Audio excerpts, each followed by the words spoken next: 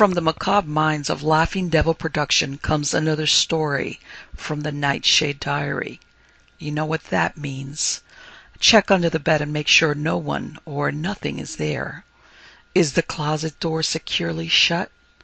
Then leave your disbelief behind, amp up your imagination, and hang on tight for another ride into terror and mystery.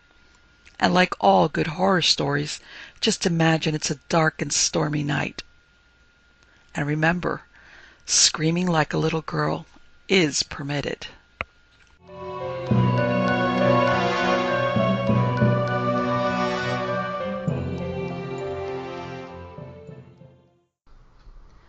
The Midnight Bride. Assuredly, one of the strangest cases of continuous haunting by a ghost that was both morally and physically harmful is that of Sarah Polgrain. It has been discussed by several writers in the past, but much of the information which I now give has never before appeared in print. The case is as follows. In the early part of the last century, there lived in the village of Louvain, close to Penzance, a married couple named Polgrain. It was the same old story, at least to begin with, that of a rather irritable elderly man and a wife with a good many years younger than himself, who, having long lost whatever affection she might once have entertained for him, was now in love with someone else. The pair was always quarreling. Sarah Polgrain used to fly into violent passions with her husband, was often overheard to say vicious things to him and threaten him. There were rumors that she occasionally beat him, and that once, at least, she had jeopardized his life. Then came the climax. Sarah, very agitated and pale, came running into a neighbor's cottage one morning, crying out that her husband had been suddenly seized with what she believed to be cholera and was terribly ill. Later on, she again visited the same cottage, this time with the news that her husband was dead. At first, no one suspected anything wrong. The doctor apparently was satisfied that death was due to cholera, and a certificate to that effect was given.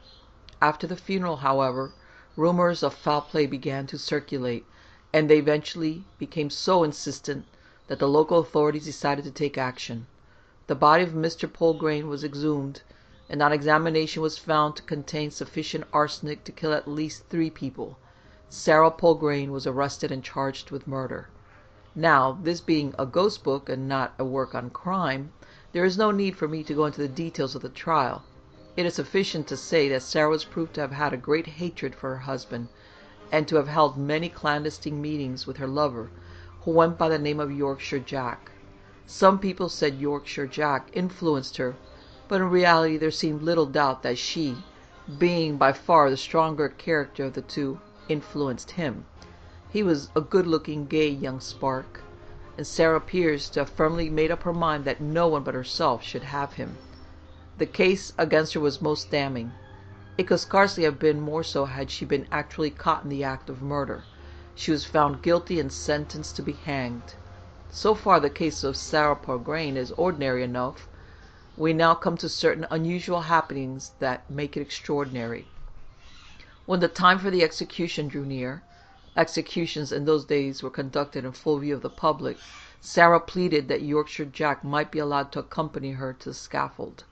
In some countries such a request would doubtless have been peremptorily refused, but the Cornish being exceptionally tender-hearted where women are concerned, it was acceded to at once, so that when the day of execution arrived, and the procession from the prison slowly approached the scaffold, Yorkshire Jack was seen striding solemnly along at Sarah's side.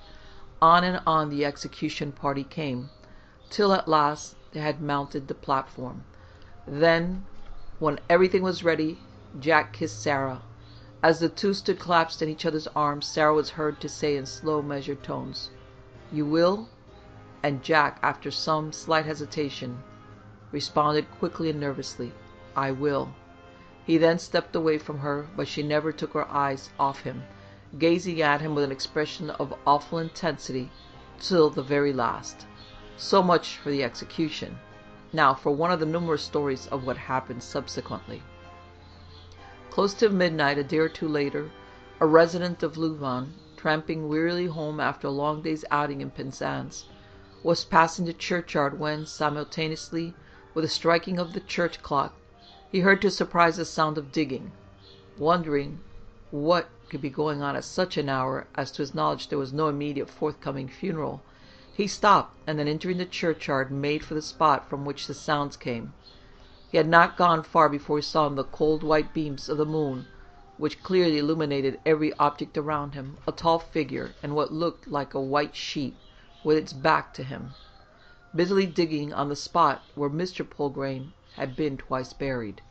The night was still, and the metallic click of the blade as it scattered the earth sounded loud and clear. Fascinated beyond measure, the man from Louvain continued watching the figure, till suddenly a fit of coughing, which he could not suppress, caused it to straighten itself up and look around. The shock he then received was indescribable, for the white face that looked into his was not the face of the living at all, but the dead. Feature by feature, though the eyes were fixed and glassy, and the jaw dropped horribly, he recognized it at once. It was the face of Sarah Polgrain.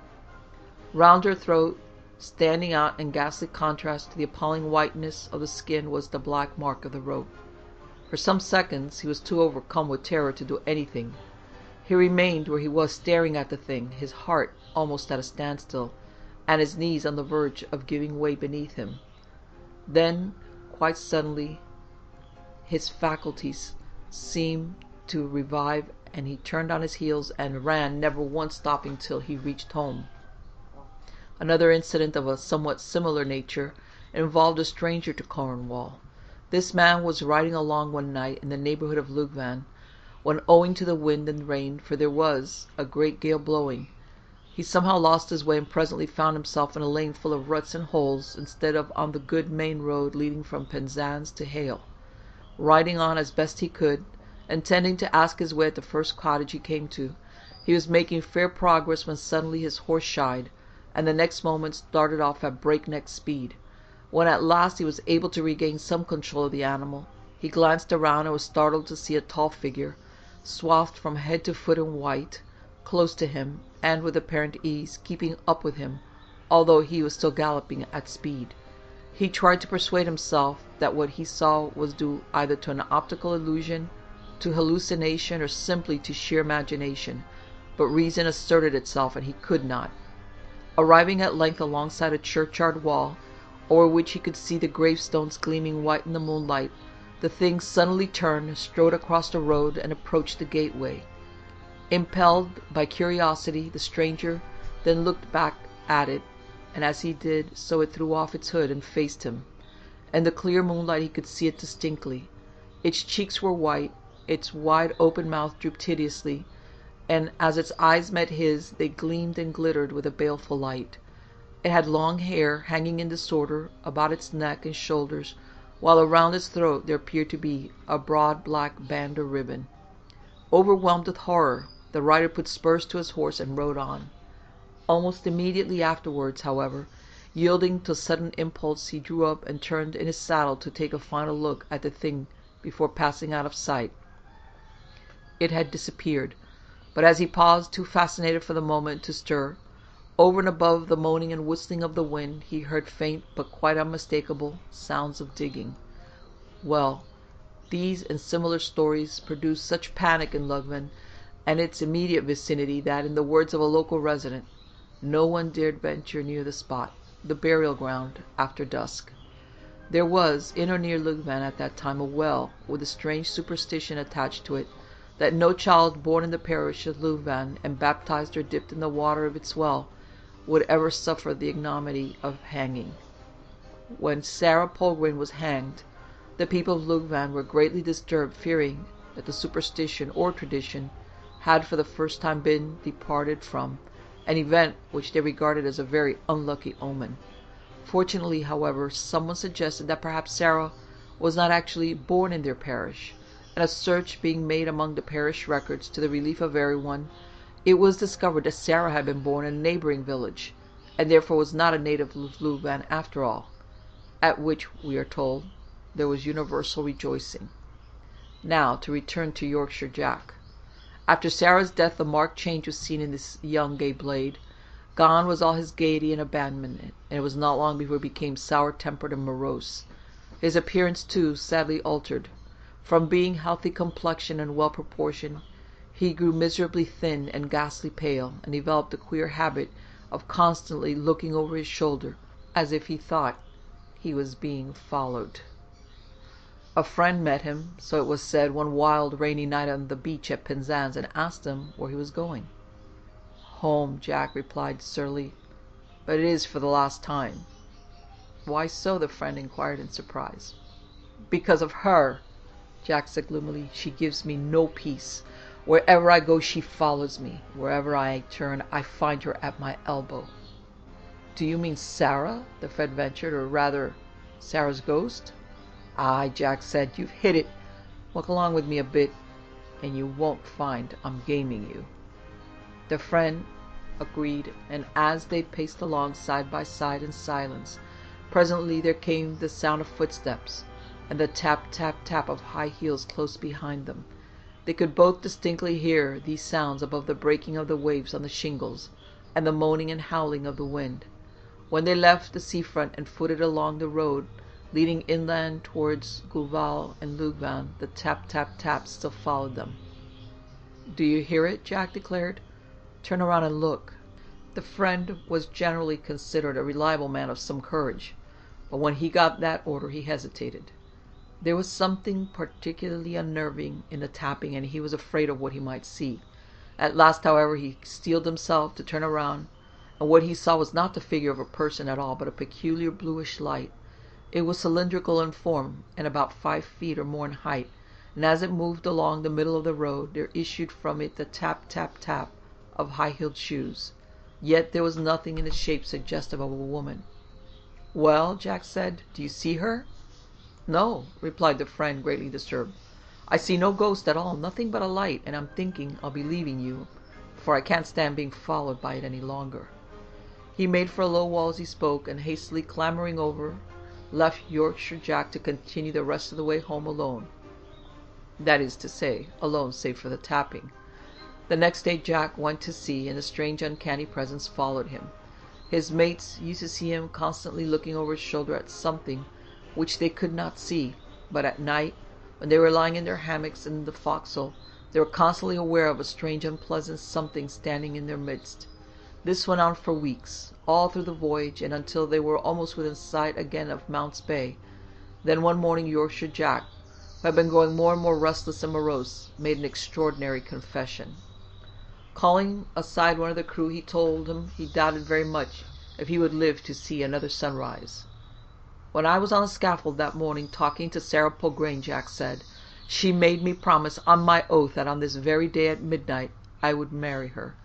Thinking to humour her and supposing trouble had unhinged her mind, I agreed.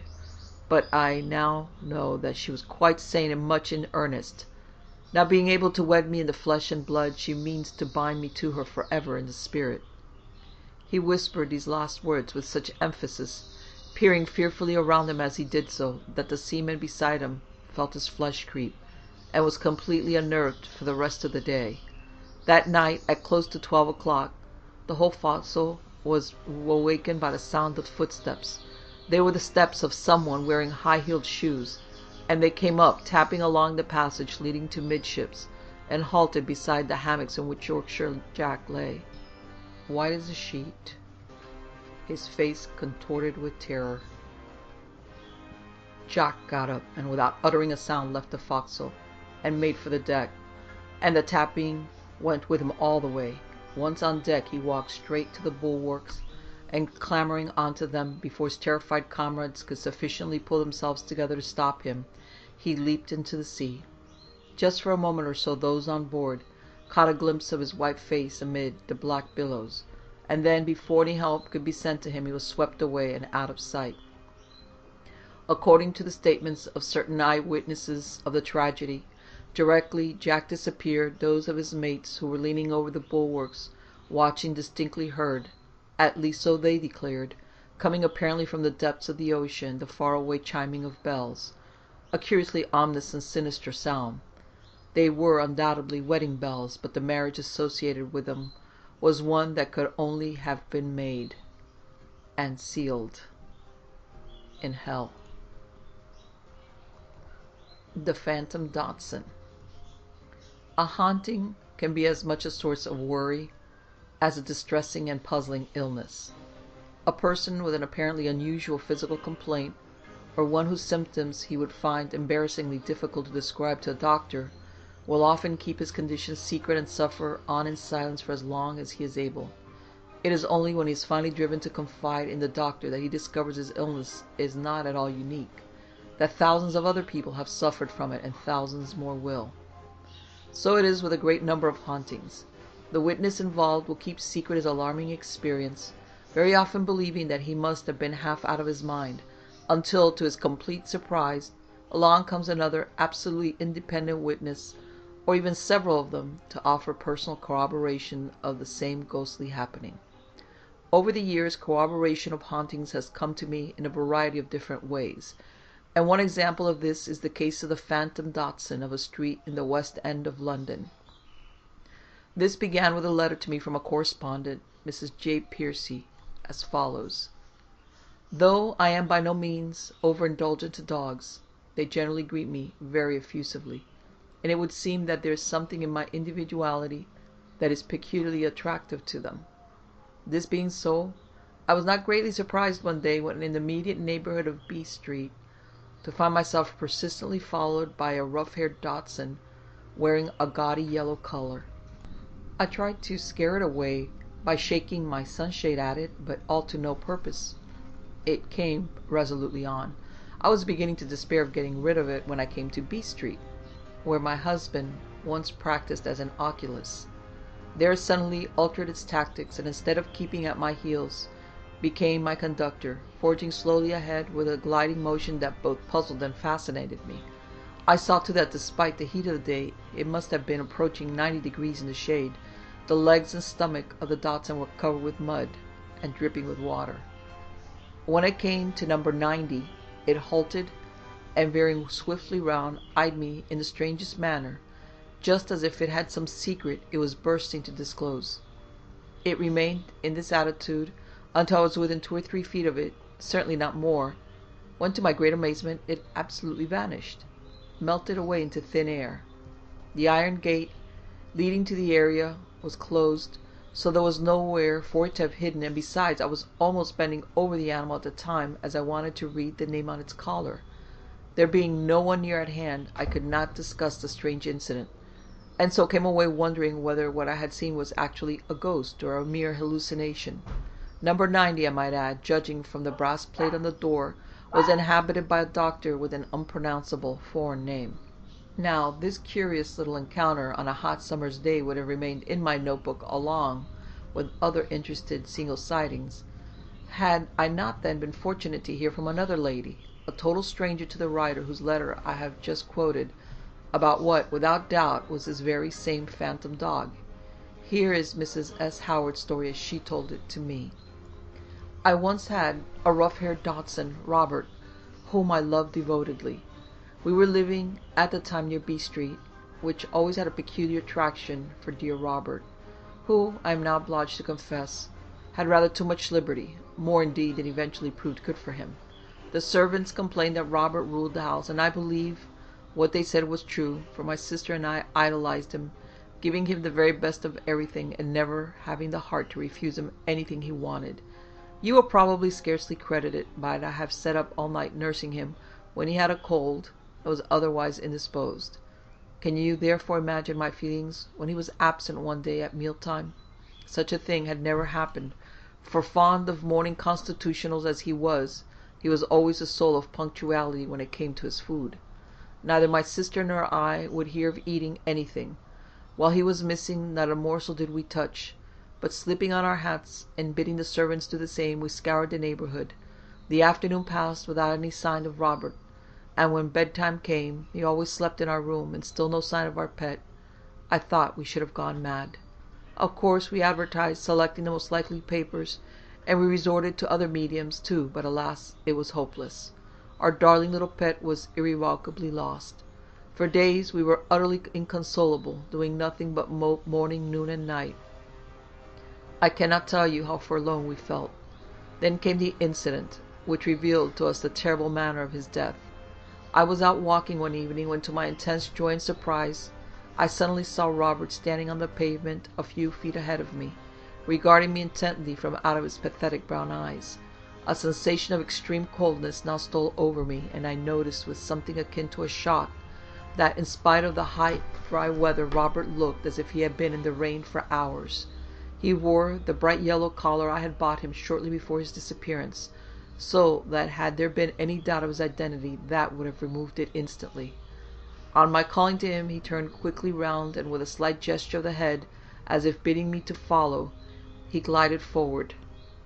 My natural impulse was to run after him and pick him up to pet, but try as hard as I could not shorten the distance between us, although he never appeared to alter his pace.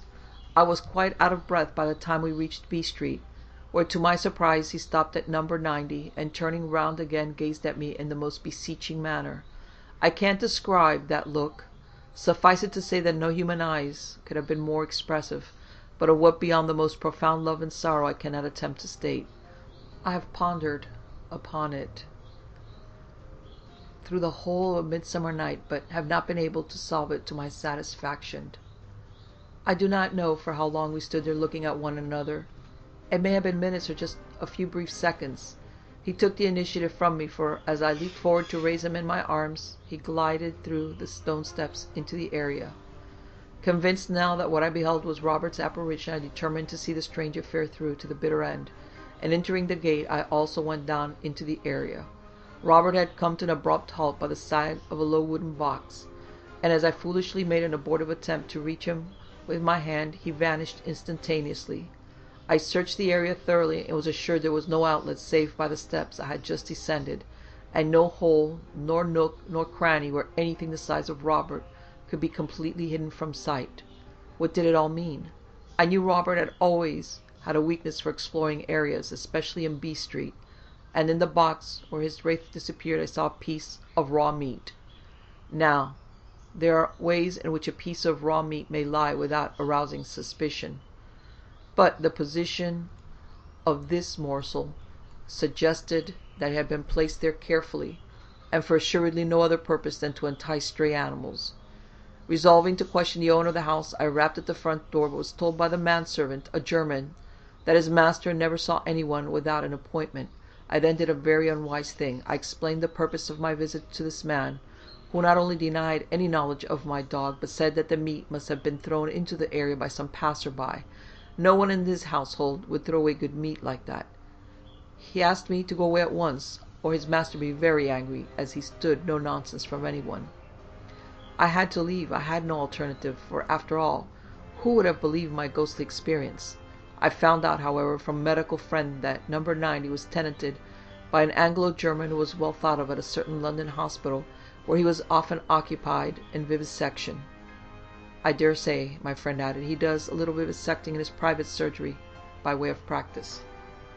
But can't he be stopped? I asked. It's horrible that he should be allowed to murder people's pets.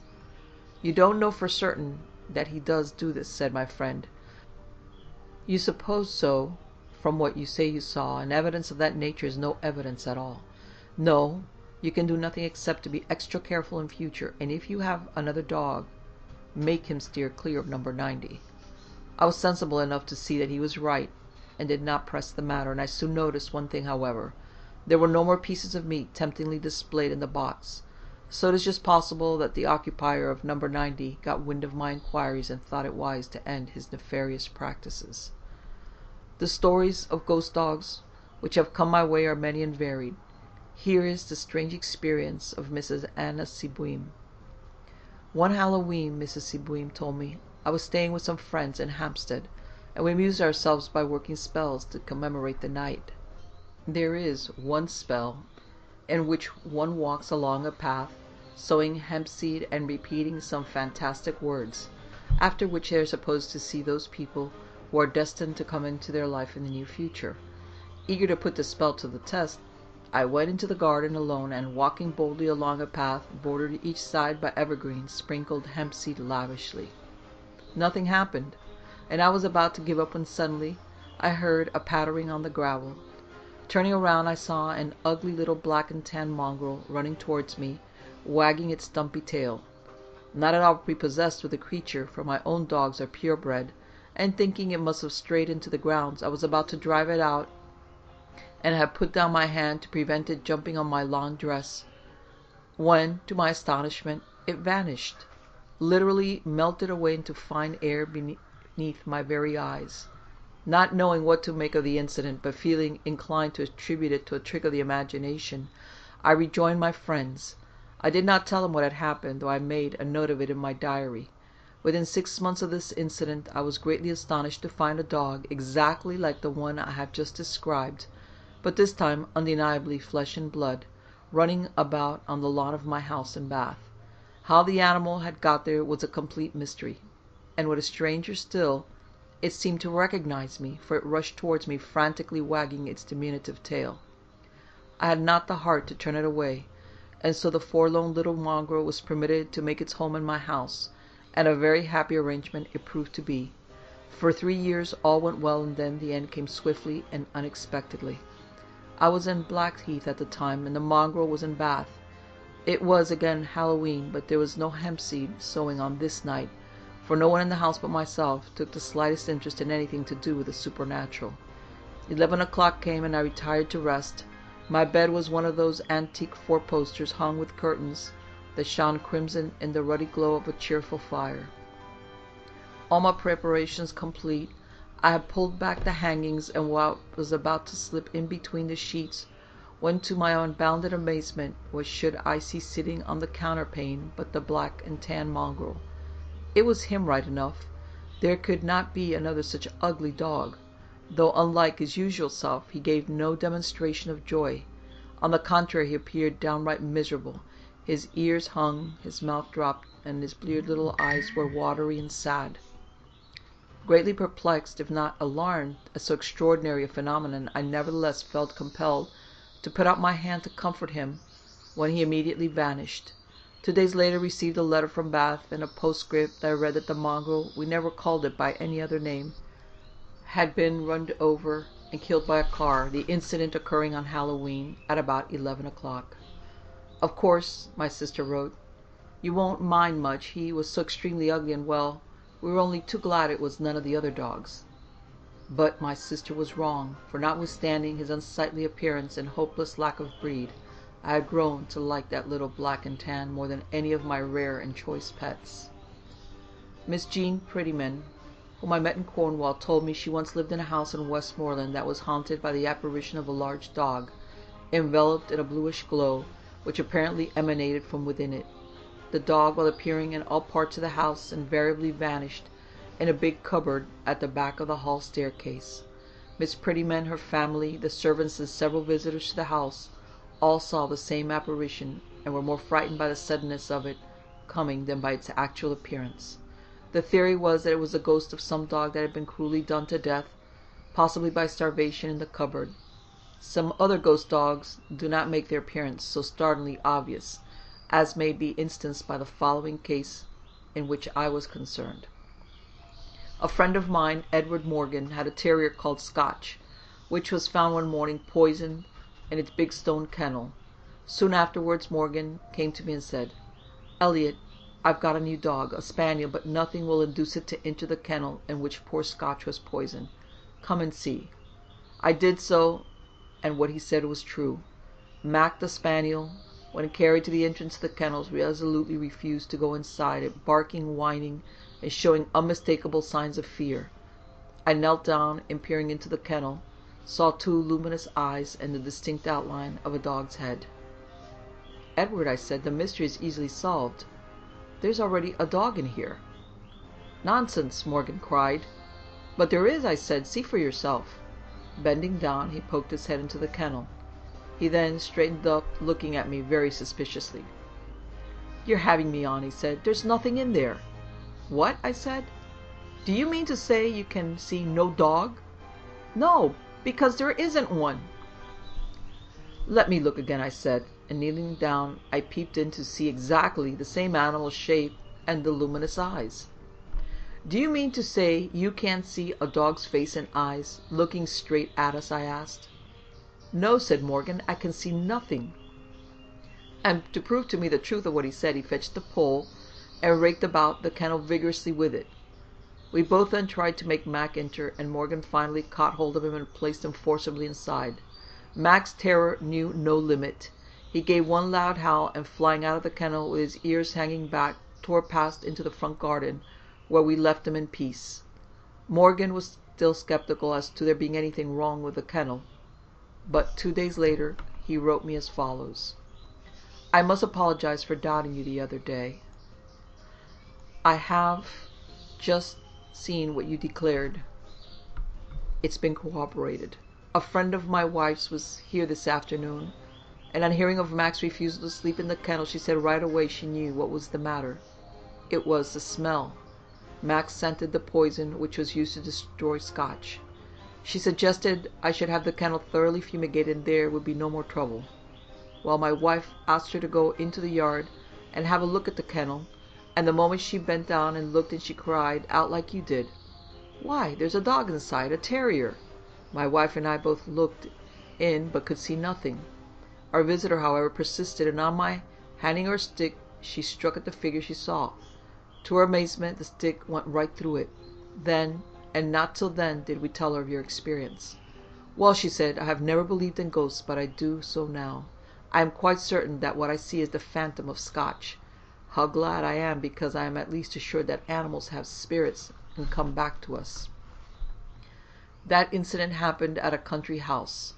My next case occurred in the heart of London, at the Old Motley Club in Dean Street, Soho. This club sadly no longer is with us, and was mainly for film artists. One afternoon, a few weeks before the club closed down, a film actor named Dixon, as he entered the premises, encountered a big yellow dog on the staircase. He threw it a biscuit from a packet he was carrying. Taking no notice of the biscuit, however, the dog walked by Dixon and descended the stairs leading to the ground floor. The next day, in precisely the same spot, Dixon again saw the dog. As before, he threw it a biscuit, and as before, the dog passed him by without taking the slightest notice of the biscuit. Thinking this rather strange, Dixon turned around to look at the dog, but it had vanished. Much puzzled, for it was not possible for the dog to have reached the bottom of the staircase, and could not otherwise get out of sight, Dixon resolved to visit the club at the same hour the following day. He did so, and in the same spot encountered the dog. This time he threw it a small piece of meat, and on the dog taking no notice whatever of the meat, he aimed a slight blow at the animal with his stick. The stick passed right through the dog, which at once faded away into nothingness, leaving Dixon with his hair standing on end. Dixon told me the story himself and introduced me to another actor who testified to having also seen the dog. I learned from one or two other club members afterwards that although they had never seen the dog, they had sometimes experienced a very uncanny sensation when ascending or descending the staircase between the first and second floors. The case is not an unusual one. The ghost was probably that of a dog that had lived and died in the premises, and whose spirit was tied to the spot through some deep emotion. More unusual, and in fact the only case of this kind which I have on record, is that told to me as a boy by an elderly friend of mine, Miss Nora Lefanu. Miss Lefanu told me she was walking one evening along a lonely country lane when she suddenly noticed an enormous Newfoundland dog following in her wake a few yards behind. Being very fond of dogs, she called out to it and attempted to stroke it. To her disappointment, however, it dodged aside and repeated this maneuver every time she tried to touch it. Finally, losing patience, she resumed her walk, the dog still following her. In this fashion they went on until they came to a particularly dark part of the road, where the branches of the trees almost met overhead, and there was a deep stagnant pool. On one side of the road the hedge was high, but on the other there was a slight gap leading into a thick spinney. Miss Lefanu had never before walked this far along the road, alone so late in the day. She had been warned against going as far as the spinney, even in daylight. Everything that she had ever heard about it flashed across her mind, and she was more than once on the verge of turning back, when the sight of the big friendly-looking dog plodding behind, reassuring her, she pressed on. Just as she came to the gap, there was a loud snapping of twigs, and to her horror 2 sinister-looking tramps sprang out and were about to strike her when the dog, uttering a low, ominous growl, dashed at them. At an instant the expression of murderous intent in their eyes died out. One of terror took its place, and dropping their sticks they fled as if the very salvation of their souls depended on it. As may be imagined, Miss Lefanu lost no time in getting home, and the first thing she did on her return was to go into the kitchen and ask the cook to prepare at once a thoroughly good meal for her gallant rescuer, the Newfoundland dog. She had shut the animal securely in the backyard, with a laughing remark, "There, you can't escape me now." But when she returned to the yard, the dog had gone. This despite the fact that the walls of the yard were 12 feet high and the door had all been firmly shut. It was physically impossible for the animal to have jumped or broken its way out. The only possible explanation was that it was an apparition. This conclusion was subsequently confirmed by the experience of various other people who had encountered the ghost animal, and after exhaustive inquiries, Miss Lefanu eventually learned that many years before, on the very spot where the tramps had leapt out on her, a peddler and his Newfoundland dog had been discovered murdered.